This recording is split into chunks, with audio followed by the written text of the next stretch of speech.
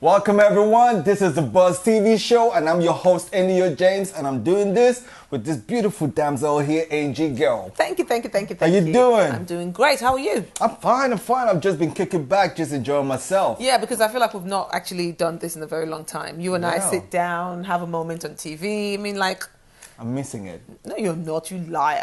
Guys, it's been a crazy few weeks, and actually it's been a crazy few days as well, because London was ablaze with amazing entertainment going round, and this man is going to bring it straight to your door, so don't go anywhere. Sure, I'm going to fill you in, so relax and enjoy the ride. Catch you soon. Why you they wish me good luck? Am I the only man you know? Or is it because boy the wire? Easy. Don't come around me like that. If you know what's wahala, see my guy over there, he get plenty wahala. You better take time round here. Hey guys, welcome back. Well, we're going to start with what went down this weekend as Afrobeat continues to make headlines around the world. That is correct, especially here in the UK with the events of the past couple of days. Yes, Wizkid made history at Royal Albert Hall. That's right for some, but has it made history or caused a controversy? Here's more in that news. Nigerian Afrobeat sensation and international superstar Wizkid made what some refer to as history and others as just a regular walk in the park.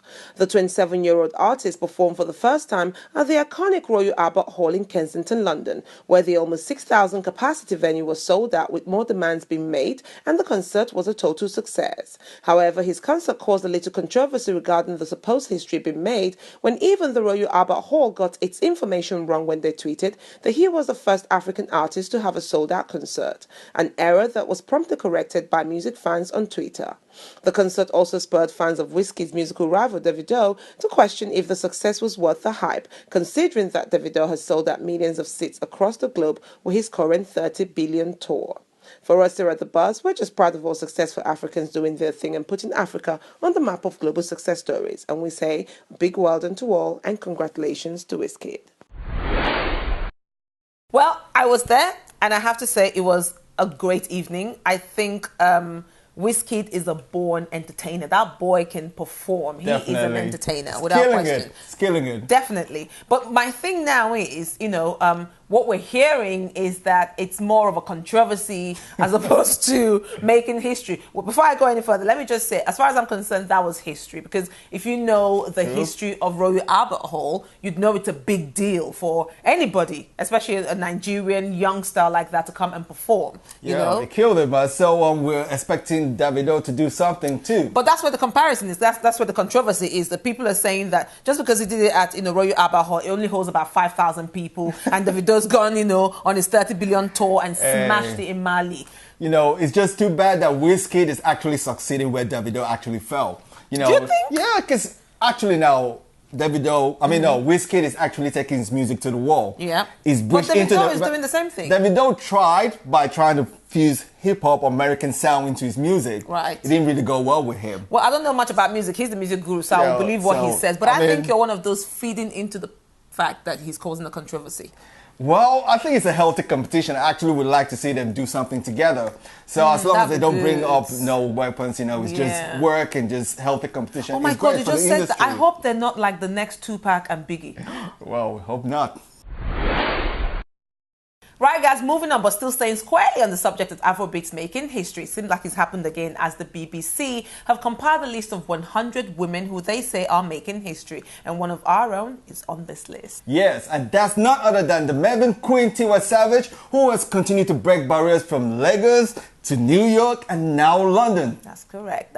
So, guys, here's more on that news. We'll talk about it when we come back.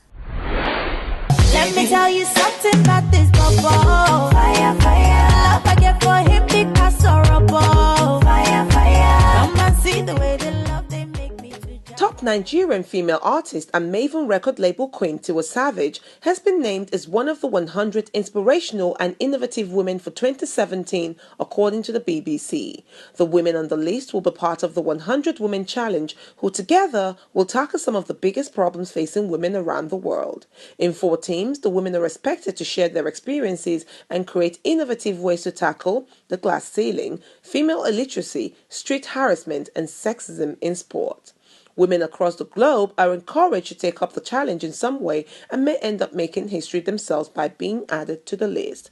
Well done to Tiwa Savage. We're rooting for you. Let me tell you something about this bubble. Fire, fire. Love I get for him because horrible. Fire, fire. Come and see the way they love they make me to gyrate. Wow, Tiwa Savage, big congratulations from NDO to you. I think she done well. What do you mean from NDO? From the bus team to you?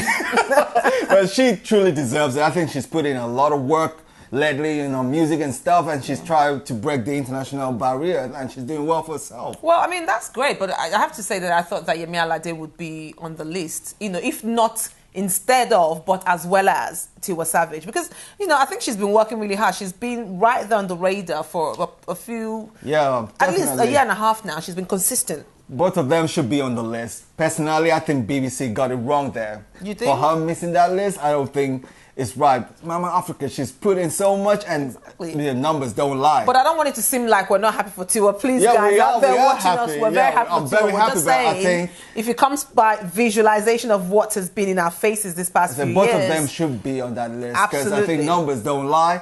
She's done great for herself. The YouTube views, the sales on a single. So for Yemi Alade, but you know what? Got it wrong there. Everybody has got their own time coming. Anyway, staying on Yemi Alade. So did you guys hear about this thing going down between Yemi and Densia? I don't know if you guys know Densia. She's the is she? I don't she's Nigerian Cameroonian. I don't think she's Nigerian artist. Well, she lives in the States, and she's the owner of this Densia White. The one you brighten up your skin color. Not me. Okay, not you. The one that people used to. She does this bleaching product. Whitelicious. Whitelicious. Oh, and is there something? I used a little bit there. So basically, what happened was that Yemi Alade was being asked something about people who should or should not sing, and she made a comment, and then she mentioned Densia.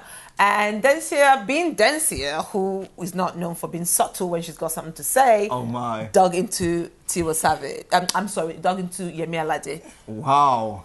So, do you think Yemi is going to say anything to her?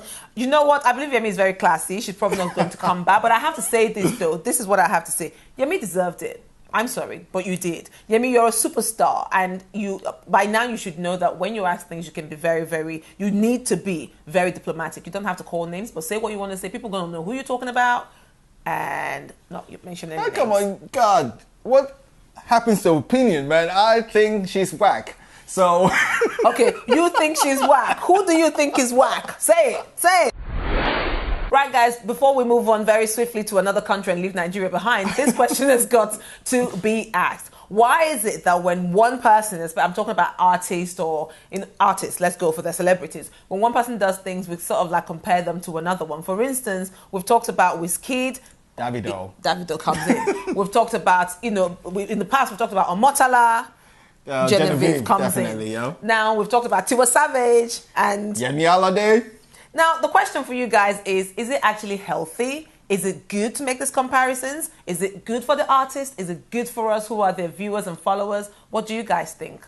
Leave a note down if you're watching this on YouTube or our Facebook and let us know what your thoughts are. Now I'm going to the shocker of the month. Man, I never saw this one coming. The marriage that brought Nollywood and Gollywood together has gone up in smoke. That is correct. As one of the celebrity couples who are much loved by fans across the world, have finally called it quits to the relationship. Yes, Chris Attoh and his wife Dami have announced the separation of their marriage. You know what? That is so sad. I mean, it's a shame when relationships, especially ones of people that you actually like, because I did like them. I thought that they had a great thing going. I mean, I didn't live with them. Definitely. But from what we could see from the outside, they seemed like they were happy together. So this is sad for me, Wow. I just... You seem traumatized. Are you okay?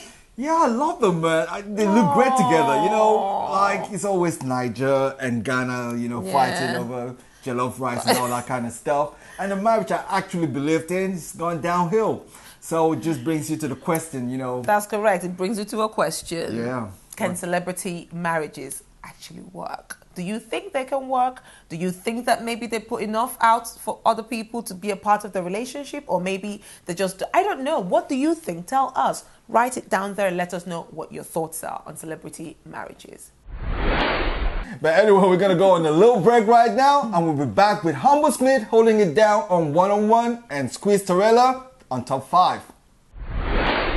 Girl, you're the hottest thing around, hottest thing around. Girl, you're the hottest thing around, hottest thing around. What are you doing here?